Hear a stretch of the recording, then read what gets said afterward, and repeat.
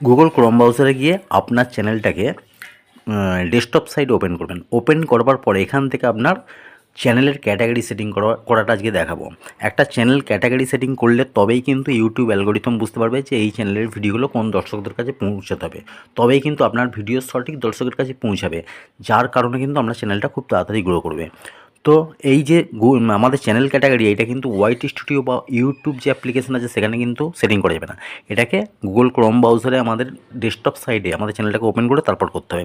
প্রথম চ্যানেলটা এইভাবে এনে গুগলে, তারপর একদম কর্নারে একটা সেটিংয়ের আইকন পেয়ে যাবেন। একদম কর্নারে নিচে সেটিংয়ের আইকন পেয়ে যাবেন। ওই সেটিংয়ের আইকনটাকে জাস্ট একবার ক্লিক করবেন। ক্লিক করবার পর এখানে দেখুন অনেকগুলো অপশান আছে। এখানে প্রথম আছে জেনারেল, তারপর চ্যানেল, তারপর আপলোড ডিফল্ট, তারপর রিমিশনস পারমিশন, তারপর হচ্ছে কমিউনিটি, তারপর হচ্ছে ক্রিয়েটর একটা আছে, তারপরে এগ্রিমেন্ট আছে। এতগুলো অপশান পেয়ে যাবেন। এখানে আপনি কি করবেন, জাস্ট আপলোড ডিফল্ট যেটা আছে 3 নম্বর, ওই আপলোড ডিফল্টটাতে একবার জাস্ট ক্লিক করবেন। আপলোড ডিফল্টটাতে ক্লিক করবার পর এখানে পেয়ে যাবেন দুটো অপশান, একটা হচ্ছে বেসিক ইনফো, একটা হচ্ছে অ্যাডভান্স সেটিং। ওই অ্যাডভান্স সেটিং একবার জাস্ট ক্লিক করে দেবেন। ক্লিক করে দেওয়ার পর এরকম নিচের দিকে গেলে, আর নিচের দিকে একদম ডান দিকে আপনি পেয়ে যাবেন, এখানে দেখুন সামান্য আমি জুম করছি। জুম করার পর এখানে পেয়ে যাবেন ক্যাটাগরির অপশান।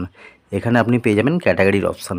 এখান থেকে ক্যাটাগরির অপশানটা যে পেয়ে যাবেন, তার নিচে দেখুন একটা অ্যারো আছে। ওই অ্যারোটাতে ক্লিক করলে, এখানে এই যে অ্যারোটাতে ক্লিক করলে কিন্তু সমস্ত ক্যাটাগরিগুলো পেয়ে যাবেন।